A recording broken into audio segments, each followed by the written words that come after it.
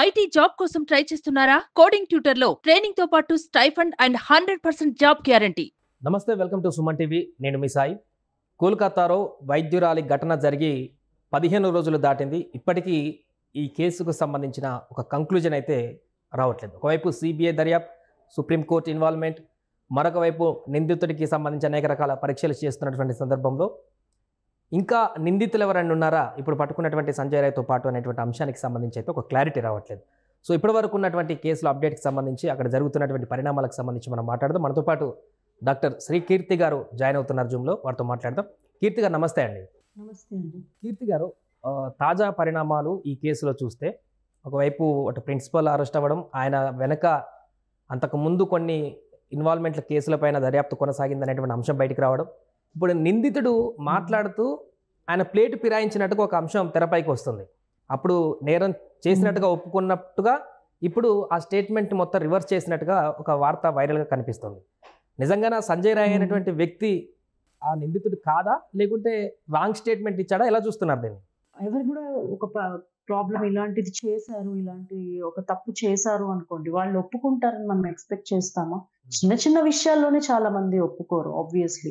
So first నుంచి కూడా ఈ కేసులో అన్ని ఇలాగే జరుగుతూ వచ్చాయి. ఇట్స్ వెరీ అన్ని సస్పీషియస్ గానే, అసలు ఎఫ్ఐఆర్ ఫైల్ చేయడం దగ్గర నుంచి, వెంటనే సీసీటీవీ కెమెరాస్ డాంపన్ చేయడం దగ్గర నుంచి, మాబ్ అటాక్ దగ్గర నుంచి, పోస్ట్ మార్టం డిలే దగ్గర నుంచి, అన్ని ప్రతి స్టెప్ లో ప్రతి చోట దేర్ వాస్ సంథింగ్ సస్పీషియస్. ఎక్కడో ఎవరో హయ్యర్ పీపుల్ ఇన్వాల్వ్ అయ్యారు అనే మనకి అర్థమవుతుంది. It's obvious. అండ్ ఎలా మనం ఎక్స్పెక్ట్ చేస్తాం? ఇంత పెద్ద ఘటన జరిగినప్పుడు ఒక రేపిస్ట్ ఆఫ్ కోర్స్ సస్పెక్ట్ అయ్యి అనుకోండి, తను ఒప్పుకుంటాడా? Not possible. మనం విత్ ఆల్ ద ప్రూఫ్స్ కూడా మనల్ని డైవర్ట్ చేయడానికి చాలా మంది పెద్ద పెద్ద వాళ్ళు ట్రై చేస్తున్నప్పుడు it will take time. But it's like అతను ఇది పెద్ద ట్విస్ట్ కూడా కాదు అంటున్నాను నేను. ఇలాంటి ఒకటి ఇట్స్ వెరీ న్యాచురల్. అంత పెద్ద క్రైమ్ చేసే ఒక పర్సన్ ఒప్పుకుంటాడని మనం అసలు ఎక్స్పెక్ట్ కూడా చేయము ఆబ్వియస్లీ. కీర్తి గారు, ఇంకొకటి పోస్ట్ మార్టం రిపోర్ట్ ఆధారంగా మనం అప్పుడు మాట్లాడుకున్నాం, ఇది ఒక్కరు చేసినటువంటి దాడి కాదు, చాలా మంది ఉన్నారు అనేటువంటి అంశం అప్పుడు చెప్పుకోవడం జరిగింది. బట్ స్టిల్ ఈ రోజుకి సంజయ్ రాయ్ ఒక్కడే నిందితుడిగా అరెస్ట్ అవ్వడం జరిగింది. ఆయన పైన కేసు విచారణ జరుగుతుంది. ఇలాంటి ప్రాసెస్ కూడా కొనసాగుతుంది. అంటే మిగతా నిందితులు అరెస్ట్ చేయలేకపోతున్నారా వాళ్ళని, లేకుంటే వారిని ఎవరైనా కాపాడుతున్నారా, లేదంటే ఒక్కడే ఇదంతా చేశాడని అనుకుంటున్నారా? ఒక్కడే చేశాడు అనడానికి అసలు లేదండి. మనకు అది క్లియర్ గా వాళ్ళు డే 1 నుంచి మనకి పోస్ట్ మార్టం రిపోర్ట్ కూడా చాలా న్యూస్ ఛానల్స్ లో పెట్టారు. క్లియర్ గా ఇట్స్ గ్యాంగ్ అసాల్ట్ అనేది మనకి అర్థమైపోతుంది. అసలు ఈవెన్ కొన్ని వీడియోస్ చూస్తే చెప్తున్నారు, ఆ సెమినార్ రూమ్ లో ఒక కనీసం బోల్ట్ కూడా లేదంట. అంత బోల్ట్ కూడా లేనప్పుడు ఆమె ఒక్క పర్సన్ అయితే ఆమె ఈజీగా తప్పించుకునేదేమో, అట్లీస్ట్ అరుస్తే ఎవరికైనా వినిపించేదేమో.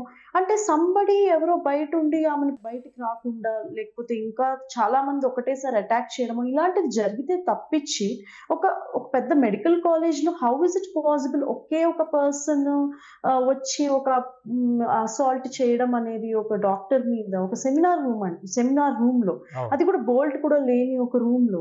Something it's a well planned cold blooded murder అని క్లియర్ గా అర్థమవుతుంది. ఇట్స్ లైక్ ఎందుకు ఆ బోల్ట్ కూడా లేని ఒక రూమ్ లోనే ఇది జరిగింది? బయట ఎవరో ఒకళ్ళు ఉండి బయటికి రాకుండా చేయడానికి ప్రొటెక్ట్ చేస్తున్నారని అర్థం కదా దాంట్లో. సీసీ కెమెరాలు లేవా, లేకుంటే సీసీ కెమెరాలు ఉంటే కూడా దాన్ని పూర్తిగా అప్పటికే దాన్ని చెరిపేశారా అన్నటువంటి వాళ్ళు అనేటువంటి ప్రశ్నలు కూడా వస్తున్నాయి. జనరల్గా సెమినార్ హాల్స్కి సీసీ కెమెరాలు ఉండవా అండి? మీకు నేను చెప్తాను చూడండి. నేను I belong to respiratory medicine. Moumita గారు లాగే I also I'm to pulmonology. నేను కూడా ఒక గవర్నమెంట్ మెడికల్ కాలేజ్ లోనే నా పీజీ చేశాను వే బ్యాక్ ఇన్ 2011. అప్పట్లోనే మేము కూడా మా సినారియో చెప్తాను. టీబీ వార్డ్ అంటే మేము ట్యూబర్క్యులోసిస్ లాంటి డిసీజెస్ తో డీల్ చేస్తాం కాబట్టి మావి కొద్దిగా దూరంగా ఉంటాయి అన్నమాట, కొద్దిగా ఐసోలేటెడ్గా ఉంటాయి. నాకు పీజీ సీట్ రాగానే నేను వచ్చి చూస్తే అసలు అక్కడ డ్యూటీ రూమ్ చూస్తే చాలా భయం వేస్తుంది. Literally forget about CCTV, lighting, water facility ఇలాంటివి వదిలేసేయండి. అసలు అక్కడ ఎవరన్నా వెళ్ళి పడుకుని ఏదైనా జరిగి గట్టిగా అరిస్తే కూడా ఎవరికి వినిపించే ఛాన్సే లేదు.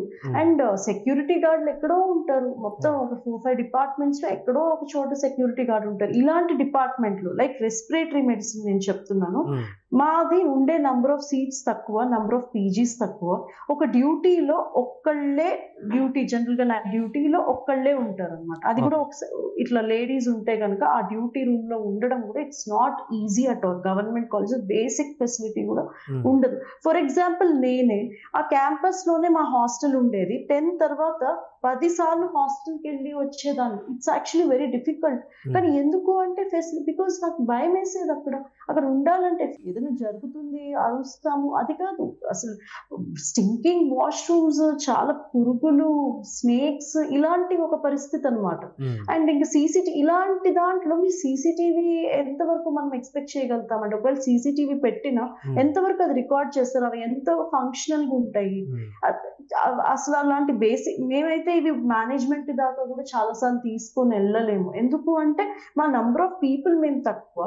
ఫెలో డాక్టర్సే ఒక్కొక్కసారి మా ప్రాబ్లమ్ అర్థం చేసుకోలేరు. ఫెలో అంటే like there are many other departments where lot of people get posted in night duty. వాళ్ళకి ఇది అంత ప్రాబ్లం అనిపించదు, ఏం జరిగినా వాళ్ళు టుగెదర్ దే కెన్. బట్ ఇలాంటి కొన్ని డిపార్ట్మెంట్స్ ఉంటాయన్నమాట, ఒక్కళ్ళే పోస్ట్ అవుతారు. వాళ్ళ ప్రాబ్లం ఏంటి అని కూడా వేరే వాళ్ళకి అర్థం కాదు. అండ్ ఇలా ఉన్నప్పుడు మనం మేనేజ్మెంట్ నుంచి ఎట్లా సపోర్ట్ ఎక్స్పెక్ట్ చేస్తాం? Some times you don't know, management వాళ్ళు కూడా ఏం చేయలేరేమో ఇట్లాంటి సిచ్యువేషన్ లో. సో ఒక సీసీటీవీ అక్కడ పనిచేస్తుంది ఉందా లేదా, అది ఫంక్షనల్ ఉందా లేదా అంటే మోస్ట్లీ లేదనుకుంటున్నాను నేను. అంత ఫెసిలిటీ ఒక గవర్నమెంట్ కాలేజ్ లో ఉంటుంది అని కూడా నేను చూసిన సినారియోస్ ప్రకారం, ఇప్పటి వరకు నా ఎక్స్పీరియన్స్ ప్రకారం నేను అనుకోవట్లేదు అక్కడ అంత ఫెసిలిటీ ఉండకపోయి ఉండొచ్చు. రైట్. అలాగే ఈ కాలేజ్ ప్రిన్సిపల్ ఎవరైతే ఉన్నారో సందీప్ ఘోష్ అనేటువంటి వ్యక్తి, ఆయన పైన ఉన్నటువంటి అనేక ఆరోపణలు బట్టి చూస్తే అసలు ఈ కేసులో మరొక అంశాన్ని కూడా కొంతమంది తెరపైకి తీసుకొస్తున్నారు. ఏంటంటే ఎవరైతే చనిపోయినటువంటి వైద్యురాలు ఉన్నారో ఆ అమ్మాయికి ఈ కాలేజ్ రహస్యాలకు సంబంధించిన వివరాలు ఏమైనా తెలిసి ఉండవచ్చు. ఆ ప్రిన్సిపల్ ఈ కాలేజ్ త్రూ ఇతర రాష్ట్రాలకు లేదా పక్కనటువంటి దేశాలకు ఏదైనా అక్రమ సంబంధమైనటువంటి కార్యక్రమాలకు పాల్పడుతుండొచ్చు. ఆ విషయాలు అమ్మాయికి తెలిసే అక్కడ ప్రిన్సిపల్ ప్రోద్బలంతోనే ఇలాంటి ఘటనకు పూనుకున్నాడనేటువంటి ఒక చర్చ కూడా కొనసాగుతుంది. ఇలాంటి దాన్ని కూడా మనం ఎక్స్పెక్ట్ చేయొచ్చా, లేకుంటే దీన్ని కొట్టిపడేయచ్చా, ఎలా చూడొచ్చు అంటారు? ఎందుకు కొట్టిపడేయాలి అంటాను నేను. ఎందుకంటే మేము ఒక నెట్వర్క్ ఆఫ్ డాక్టర్స్ మేము మాట్లాడుకుంటే ఎన్ని ఒక మెడికల్ కాలేజ్ లో జరుగుతుంటాయి. డ్రగ్ మాఫియా ఉండొచ్చు, మేనేజ్మెంట్ లో ఒక మాఫియా ఉండొచ్చు, lot of things are happening in medical field. అది అందరికీ ఒక ఓపెన్ సీక్రెట్ లాంటిది.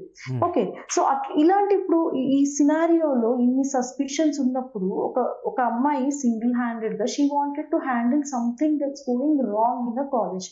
సో నేనేం చెప్తాను అంటే ప్రాబబ్లీ అలా జరిగి ఉండొచ్చు అనుకుంటున్నాను బ్యాక్గ్రౌండ్ లో. లేకపోతే అంత ఘోరంగా ఒక పర్సన్ ని చంపేసి అదేదో ఒక వెనిజెన్స్ తో చేసినట్టు ఉంది తప్పించి ఒక ఎవరో జస్ట్ ఆల్కహాల్ ఇంటాక్సికేషన్ తోటి అన్నోయింగ్లీ చేసినట్లుగా ఎక్కడ అనిపించట్లేదు కదా మనకి. ప్రతి చోట మనకి ఏమనిపిస్తుంది, ఇదేదో well plan by a lot of people with involvement of higher officials and it so happened అనిపిస్తుంది. మరి ఎందుకు ఇంతమంది ఇన్వాల్వ్ అయ్యారు? సమ్ బ్యాడ్ ఉంటుంది. మరి కొంతమంది చెప్తున్నారు కదా ఆమె ఇలాంటి ఒక బ్యాడ్ ర్యాకెటింగ్ అట్లాంటివి షీ వాజ్ అపోజింగ్ అని చెప్పి. సో నేను ఇలాంటి జంక్షన్ లో I want to tell something. Ladies ఎప్పుడన్నా ఇలాంటివి వాళ్ళకి కనిపించినా తెలిసినా టు లాట్ ఆఫ్ పీపుల్ చెప్పి యునైటెడ్ గా పోరాడడం బెటర్ అండి. సింగిల్ హ్యాండెడ్ గా ఇలాంటివి చెయ్యాలి అనుకుంటే మాత్రం చాలా చాలా problem. Even not only this, ఏదైనా హెరాస్మెంట్ కానీ, ఒక వర్క్ ప్లేస్ లో ఒక మిస్ట్రీట్మెంట్ కానీ ఏదన్నా జరిగినప్పుడు try to share with your fellow doctors. అందరూ ఒకసారి యునైట్ అవ్వండి. when a lady tells that something is going wrong and when she's not comfortable at workplace, try to believe her and try to safeguard her. I think that is the only thing which will go a long way in preventing such things. పెద్ద issues కావచ్చు, basic issues కావచ్చు, ఏదైనా United గా పోరాడాలి అనుకుంటున్నాను. But నేను అనుకోవడం అయితే సంథింగ్ ప్రిన్సిపల్ సైడ్ నుంచి పెద్ద మేనేజ్మెంట్ సైడ్ నుంచి చేయడం వల్లనే ఇంత దూరం వచ్చింది అనే అనిపిస్తుంది. కీర్తి గారు, సుప్రీంకోర్టు విచారణల సందర్భంగా కూడా ధర్మాసనంలో ఉన్నటువంటి ప్రధాన న్యాయమూర్తులు చేసినటువంటి కామెంట్స్ కూడా, ఇక్కడ రాష్ట్ర ప్రభుత్వము వ్యవహరించినటువంటి తీరు, అక్కడ అధికారులు వ్యవహరించినటువంటి తీరు, ఘటన జరిగిన తర్వాత ఆ క్రైమ్ సీన్ని మార్చినటువంటి తీరు పట్ల కూడా 30 ఏళ్ల సర్వీస్లో నేను ఇలాంటి చూడలేదంటూ కూడా వారే అసహనం వ్యక్తం చేశారంటే నిజంగానే ఆ ఘటన జరిగినప్పుడు అక్కడ రాష్ట్ర ప్రభుత్వము, అక్కడ ఉన్నటువంటి అధికారులు, కాలేజ్ ప్రిన్సిపలే కానీ ఇతరులు ఎవరైనా కానీ పూర్తి స్థాయిలో ఈ నిందితులను కాపాడేటువంటి ప్రయత్నం చేశారు అనే దానికి స్పష్టంగా ఇది క్లియర్ కట్గా చెప్పుకోవచ్చు అంటారా? వారిని కూడా ఎందుకు ఈ కేసులో ఇన్వాల్వ్ చేసి వారిని అరెస్ట్ చేసేటువంటి ప్రక్రియకు పూనుకోవట్లేదు ఇంకా అక్కడ ప్రభుత్వం? ఒక ప్రిన్సిపల్ ఒక్కరిని అరెస్ట్ నిజంగానే చేసినట్టు కదండి ఇది. Yeah true. ఇప్పుడు మొత్తం ఇది మనం కాదు, మొత్తం ఇంటర్నేషనల్ గా అందరు అంటున్న మాటనే. వేరే ఏ కంట్రీలో అయినా ఇలాంటిది ఒకటి జరిగి ప్రైమ్ గా సస్పిషన్ గా ఒకళ్ళు ఉన్నారు అని అంటే ఎంత ఫాస్ట్ గా ఒక జడ్జ్మెంట్ వస్తుంది, ఎంత ఫాస్ట్ గా ఒక పనిష్మెంట్ వస్తుంది. అలా అది మనకి తెలుసు. మన దేశంలోనే ఎందుకు ప్రతిసారి ఇంత డిలే అవుతుంది? ప్రతిసారి మీరు చూస్తున్నారు కదా ఫ్యాక్ట్స్, ఏది కూడా ఆన్ టైం అవ్వలేదు. ఎఫ్ఐఆర్ ఫైల్ చేయడానికే 14 hours తీసుకున్నారు. ఇలాంటి ఒక కేసులో అంత టైం నిజంగా తీసుకుంటారా? అండ్ డాక్టర్స్ వాళ్ళంతటి వాళ్ళు చాలా లాఫుల్ గా ప్రొటెస్ట్ చేస్తున్నారు కోల్కతాలో. వాళ్ళ పాటికి వాళ్ళంతా ధర్నా వాళ్ళు నిర్వహించుకుంటుంటే ఒక మాబ్ ఆఫ్ పీపుల్ వచ్చి వాళ్ళని అటాక్ చేయాల్సిన పని ఏంటండి? ఎవరు వస్తారు? ఒక ఇలాంటి ఇన్సిడెంట్ జరిగినప్పుడు ఎవరైనా వాళ్ళకి సపోర్టింగ్ గా ఉండాలనుకుంటారు. బట్ ఎవరో పెద్దవాళ్ళు ఇన్వాల్వ్ అయితేనే కదా ఇలాంటివి జరుగుతాయి. సో చాలా స్కెప్టికల్ అయిపోతుంది ప్రతి చోట. అండ్ కెమెరాస్ లేకపోవడం ఏంటి? కెమెరాస్ ఉన్నా కూడా అవి పని చేయకపోవడం ఏంటి? ఇట్లాంటి ప్రతి స్టెప్ లో మనకి అర్థమైపోతుంది కదా some bigger people are involved అని చెప్పేసి. సో ఇంకా మనకి డౌట్ ఏంటి? అలాంటప్పుడు మనం ఇంకా ఇంకా బెటర్, ఇప్పుడు చాలా మంది లాయర్స్ ఇన్వాల్వ్ అయినట్టు there should be involvement of government, the central government. Every nook and corner of the case ని మనం సిబిఐకి చాలా డీటెయిల్డ్ గా చూసుకుని ఎంత తొందరగా జస్టిస్ వస్తే అంత బాగుంటుంది అని అనుకుంటున్నాను. నిరసన వ్యక్తం చేస్తున్నటువంటి పద్ధతి కూడా మనం చూసాం. తాజాగా నిన్న ఒక వార్త కూడా బయటకు వచ్చింది. అక్కడ స్కూల్ పిల్లలు, టీచర్లు అందరూ బయటకు వచ్చి నిరసన చేస్తే కూడా వారిపైన యాక్షన్ తీసుకోవాలని అక్కడ ప్రభుత్వం ఆదేశాలు జారీ చేసిందంట. దీనిపైన కూడా కొంత ఆగ్రహం వ్యక్తం చేస్తున్నారు వైద్యులు కానీ మిగతా వాళ్ళు కానీ. నిరసన చేసేటువంటి వాళ్ళపైన ఇలాంటి చర్యలకు పూనుకోవడం ఏంటి అని చెప్పేసి.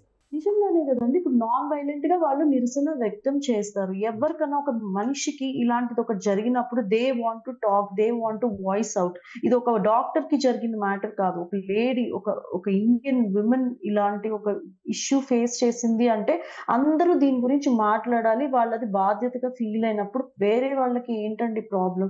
ఎందుకు వాళ్ళు ప్రొటెస్ట్ ని ఎందుకు ప్రొటెస్ట్ చేస్తున్నా నాకు అర్థం కాదు అసలు. అందరూ మాట్లాడితేనే కదా థింగ్స్ విల్ అంటే బిల్డప్ అండ్ తొందరగా జస్టిస్ వచ్చే అవకాశం ఉంటుంది. దీంట్లో ఎంత లేకపోతే things will just get diluted. 4 రోజులు మాట్లాడతారు, అందరూ వదిలేస్తారు అంటే అక్కడే కదా మనం అందరికీ అలసైపోతున్నాము. Justice is delayed, it's denied అంటారు.